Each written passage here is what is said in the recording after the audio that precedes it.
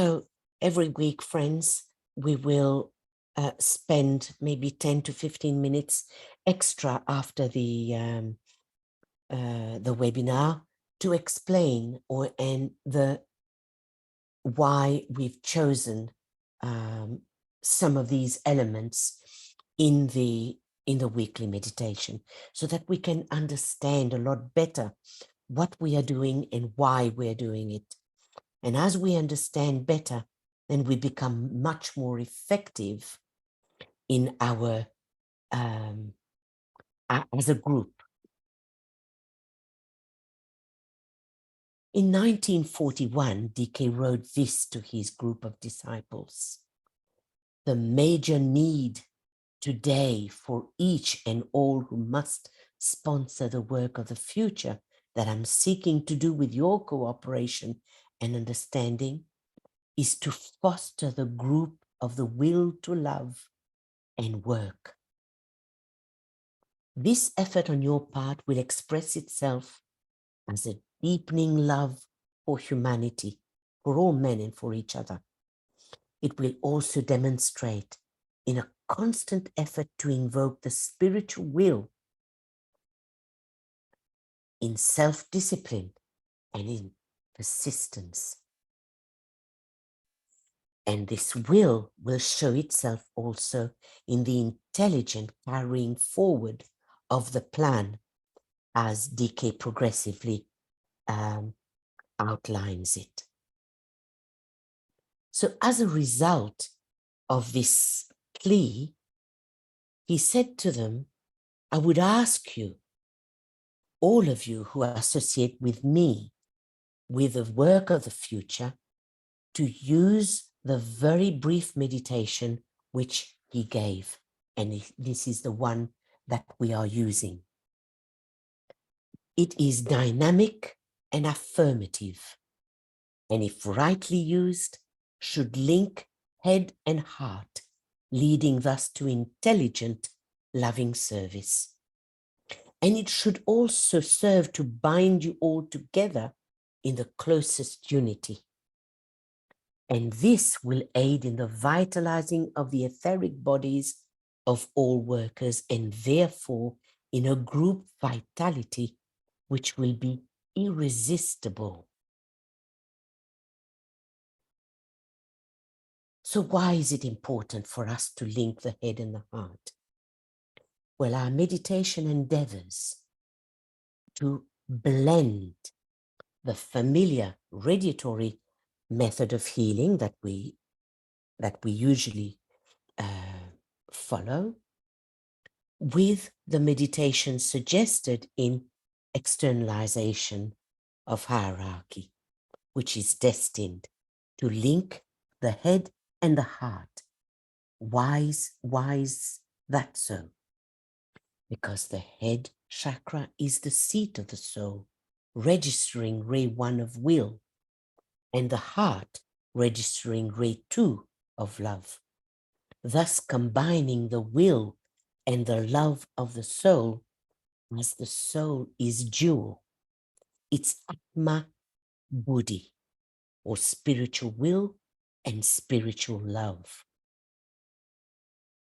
But the awakening of the heart center, even though it indicates inclusiveness, group appreciation and contact, group thought and group life activity, unless the head center is also awakened and active, the soul is not able to control. Hence, awakening the head center and bringing in, therefore, the control of the soul. Note DK's emphasis in this meditation on the fundamental tenets of esoteric healing. 1, using the energy of the soul through the linking of the head and heart chakras. And then emphasizing the group, the members being closely united as one, because we as a group of souls and all souls are one. And these two fundamental energies are conveyed then through the group's etheric body, which is another tenet of esoteric healing.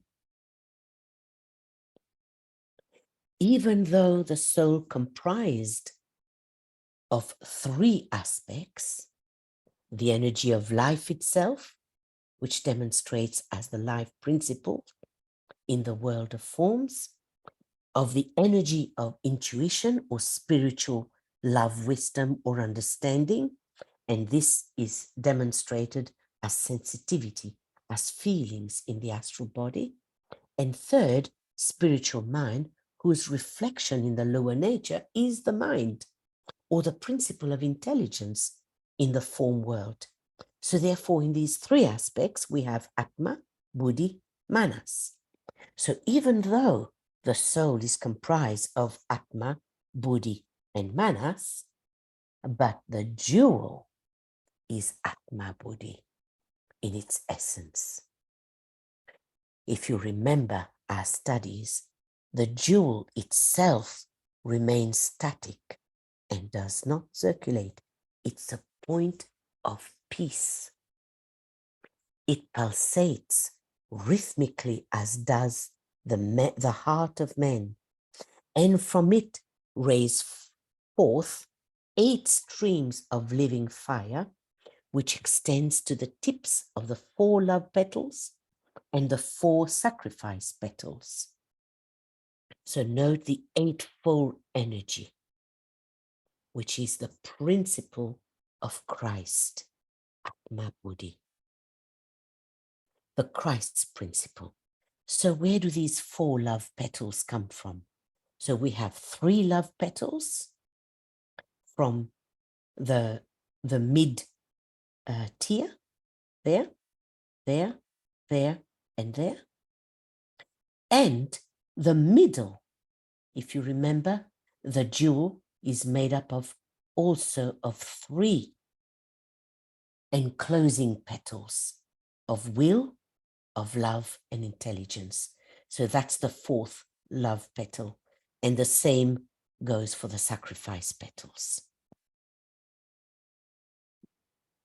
Then we proceed with our usual alignment from cosmic fire, where we throw the attention of this time of the group's united soul personality towards the spiritual triad. So you're all very familiar with these.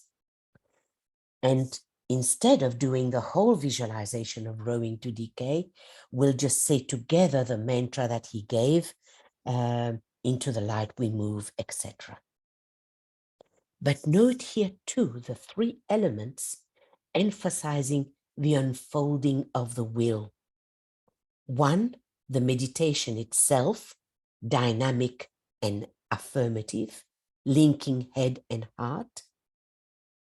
2, focusing the group's attention towards the spiritual triad as our source of impression. And 3, saying the mantra below to achieve group fusion of purpose and for the evocation of the will to serve our fellow men, the will to love, the will to work as a group of souls. Then we invoke the energies of the avatar of synthesis and the Lord Buddha and the spirit of peace. Now, I'll just go through this very briefly, but it's important for us to understand the connection here. If you look on the diagram, you will see that there are intermediaries.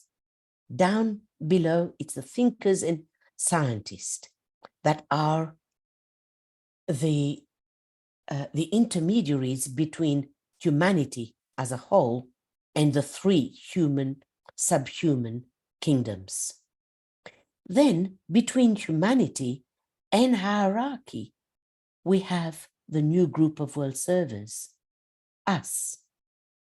Then between hierarchy and Shambhala, you have the Nirmakanayas, the divine contemplatives. And then between Shambhala and the extra planetary body of avatars are divine cosmic intermediaries, which are separated into two groups. One, which is a smaller group, called the knowers of the purpose and the custodians of the will, and the other one, which is a much larger group, called the wise ones and the attractive energies of Shambhala. They are the ajna of the planetary logos. And they are extremely susceptible, DK tells us, to cosmic impression and to the vibratory quality of the extraplanetary body of avatars, and are under the direction of the solar logos. So the avatar of synthesis, who is working in cooperation with the Christ, is one of those from the extraplanetary body of avatars. Then there's the contemplative initiates called the Nirmanakayas, midway between hierarchy and Shambhala. And then there's us, the new group of world servers, between hierarchy and humanity. These three groups are fundamentally transmitters of energy. Now, these extraplanetary avatars haven't arrived at their high state of spiritual unfoldment on our planet or even in our solar system, DK tells us. Their origin, source, and spiritual relationships are a great mystery, even to the planetary logoi, to whose help they go when the invocative appeal of any planet is adequate. So the avatar of synthesis is coming to Earth in order to further the manifestation of unity, of oneness, of interrelation. And he comes therefore to wield and apply first ray energy. So he will galvanize these three groups: the directing agents in Shambhala, the Nirmanakayas, and us, the new group of world servers, with dynamic energy. In a mysterious way, will relate these three groups to each other so that a new synthesis and alignment will be present upon the earth. I had to share that with you so that we really understand how we are related to forces that are way, way beyond us. And that with our help, because we are part of humanity, that invocation will rise to these higher beings, and therefore they will come down to help us. But the spiritual law is that we, as in humanity, we need to ask for that help. We need to invoke.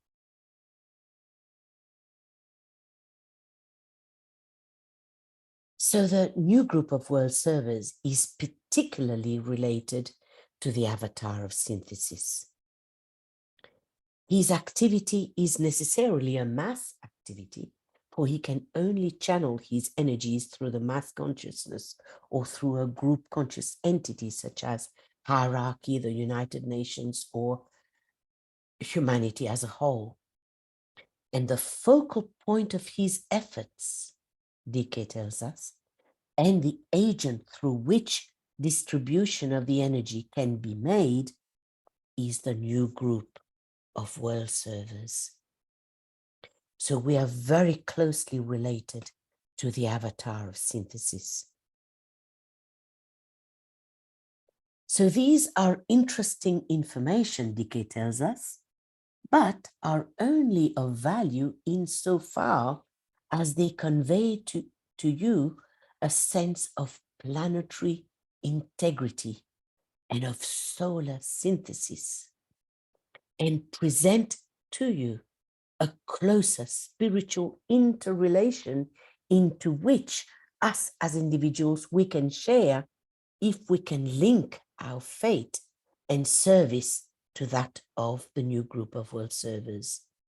Then we will be in the direct line of spiritual descent of divine energy. And the work of the new group of world servers is intensified with his association with the Christ.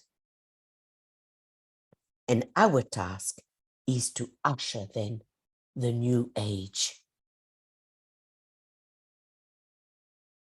So as a result of Christ's decision and his spiritual fusion with the will of God, the avatar of synthesis has become his very close associate.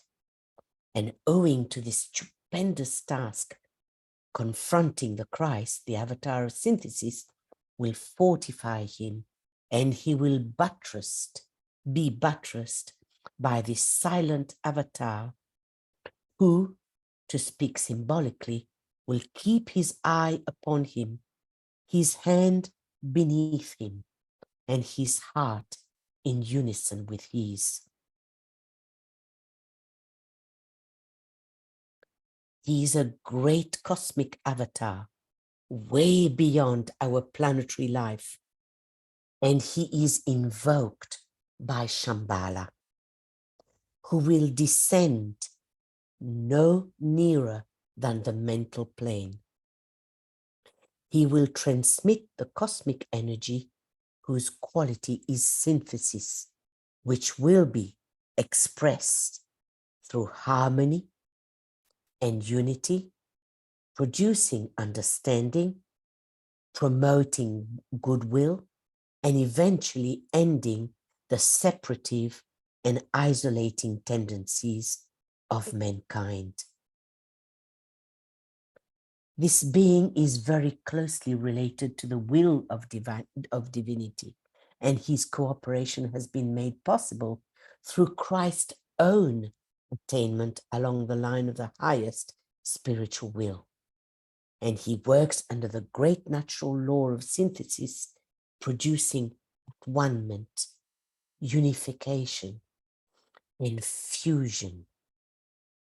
And his function in unison with the energy of the Christ is to generate spiritual will in humanity, the will to good. And we, as the new group of world servers, this is what we are distributing, so that then the will to good then will promote goodwill on earth. So this, we are told, is a very, very important planetary event. Why is that so? Because this avatar is closely related to the will aspect of divinity. Christ is preparing himself to embody the quality of will, and he's preparing himself also to synthesize the three qualities of light, love, and will, to synthesize these three and to blend and fuse. So this is why the avatar of synthesis is so important. He will convey to humanity something for which we have as yet no true name. It's neither love nor will as we understand them, but it's the principle of directed purpose, which involves understanding which is intuitive and instinctive, but intelligently interpreted. It's the understanding of the plan as we can foresee it, as we can envisage it, and what can be worked out in the immediate future. 2, it will involve focused intention, emphasizing an aspect of the will which is not developed in man yet. This is why DK wanted to stimulate the growth of the will in his students. And thirdly, it's the capacity to direct energy through understanding and intent, through a recognized and desired end, and that end or that goal is to send healing, send will to good to humanity. This is our goal. Overcoming all obstacles and destroying all that stands in the way. And DK qualifies that. He says it's not the destruction of forms by force like we understand it, but it's a destruction brought about by the greatly strengthened life within the form. The ray of life, which is found at the heart of each center, is identified monadically with its source and possesses, when brought in contact with its petals, the major innate quality of attractive energy. And all energy emanating from one source in this solar system is related to the energy which we call love. This energy is magnetic attraction. So the principle of Buddhi, and we saw that when we were studying the energies of Aquarius.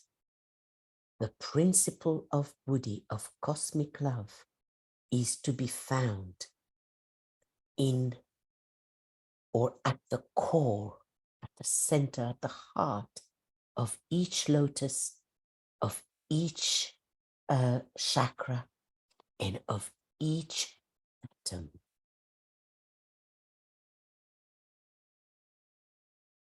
So us healers, we work entirely with that energy. Even though DK tells us that the perfect healer is at present non-existent, but this is our aim. We need to start somewhere. So we work with that closed center, with a Buddhi, with that Buddhic center, that very heart of that point of life within the jewel. And let's say that again. The principle of Buddhi, or cosmic love, emanating from Sirius, who is the soul and the monad of our solar logos, is transmitted by Uranus. And it is that principle found at the heart of every atom. So this is what is being strengthened by the avatar of synthesis. So healers have to work, have to learn to work with the life principle, not with some vague energy which is set in motion by the power of thought or by the potency of love, as is the case presented today by the various healing systems in the world. The life principle is contacted. We know what we're doing. We're contacting it. We set it in motion and we bring it about and we direct it via certain centers in our etheric body. Thank you, friends, for listening. It went just a little bit over the 15 minutes that I had planned, but next week it will be a little bit shorter. And thank you for staying